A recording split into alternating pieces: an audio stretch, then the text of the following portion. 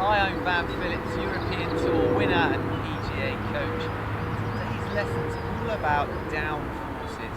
It's a real buzz subject right now in coaching. At the end of this video, I hope you're going to have a little bit more clarity on exactly what it's all about.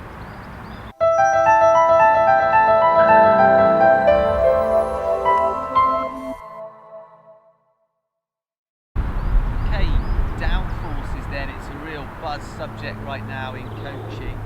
And it is important. It's something people didn't really pay much attention to historically. Weight shift's always been thought of as a lateral movement from away from the target or towards the target. Nobody really talked much about forces that were going vertically up or down, and it's been proven now to be a pretty important subject. So we know that guys that hit the ball miles do put a tremendous amount of their body weight into the ground just before impact. But what I want to do in this video really is clear up some confusion, because sometimes a little bit of knowledge is very dangerous and people are throwing ideas around about putting pressure into the floor. Now, I talk about this a little bit in my How to Smash the Driver video. Now, in athletics or in science, if you like, when we are jumping, there's a certain phase when we're going down just before we're about to spring up into a jump.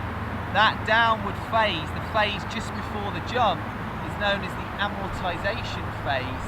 And what's important to know about that phase is that the longer that phase is, the less force and the less power you're going to get in the jump. So it needs to be as short as possible time frame, that phase. So what we're looking to do is get the most amount of force going down at the same time as springing up quite quickly. If all the force is going down for too long, it's actually really hard to get out of that position. Okay, there's too much force going down, and unless you're an incredible athlete with tremendous fast twitch muscle fiber and you have a nervous system that can innervate your muscles at tremendous speed, you're never going to get out of that downward position. So the reason I'm going into this into some detail is because I see quite a lot of people now armed with this little bit of knowledge about ground forces, people talking about Newton's laws, and for every action there's an equal and opposite reaction. So I'm seeing lots of people trying to go down into the ground,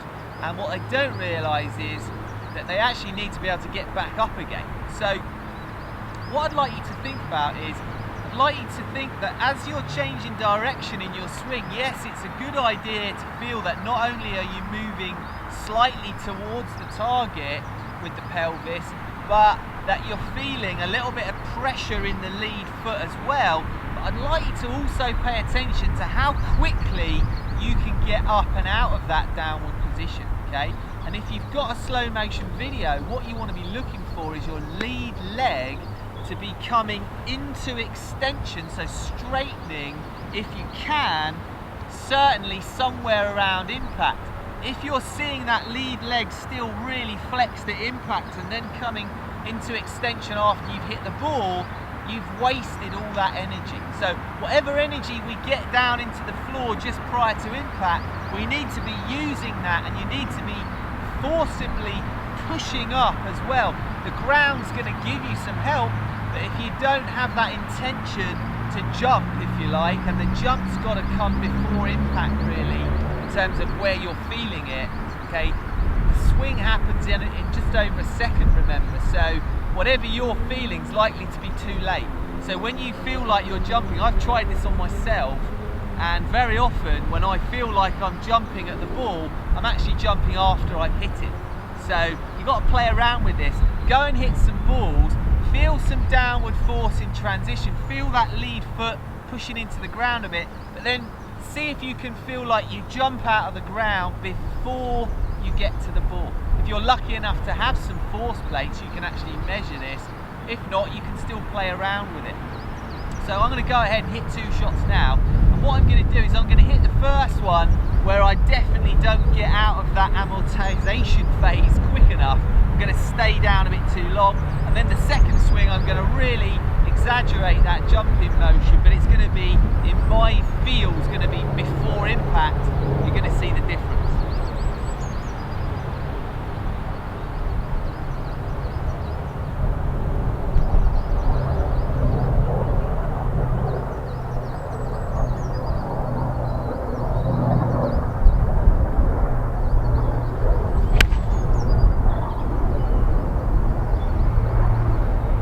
that swing there, I really felt some down forces in transition, but I didn't really feel that I came out of the ground until after I'd hit the ball, and therefore, even if I'd measured my downforce and it was amazing, I might have put double my body weight into the ground, it would have been useless in terms of generating club head speed because I didn't come out of that phase. This next shot, I'm going to exaggerate the jumping movement. But the key here is I have to feel the jump before impact.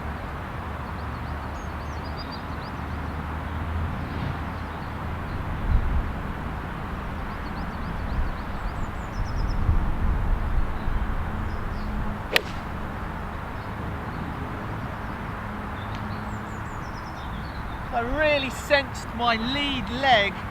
As soon as I felt any pressure down into the floor, I was immediately trying to use that pressure because it's critical that the forces are generated just prior to impact, or certainly at that moment of impact. If all that up force is happening after you hit the ball, it's a waste of time.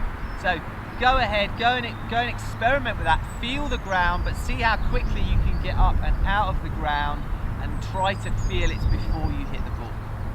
Hope you're enjoying these videos. Please subscribe if you're not subscribed already. Leave some comments if you'd like me to address any particular subject. I'm happy to do that. So I look forward to hearing from you.